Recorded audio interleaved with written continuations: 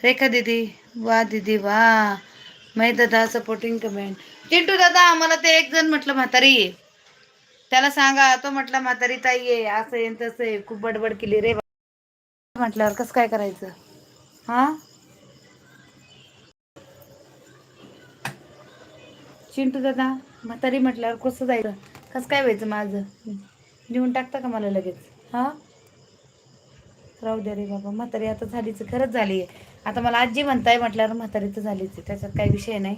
आणि त्यात काही वेगळं नाही आहे काही एवढं. एकच मिनटं, कुणाची तरी कमेंट आली आहे वाईट.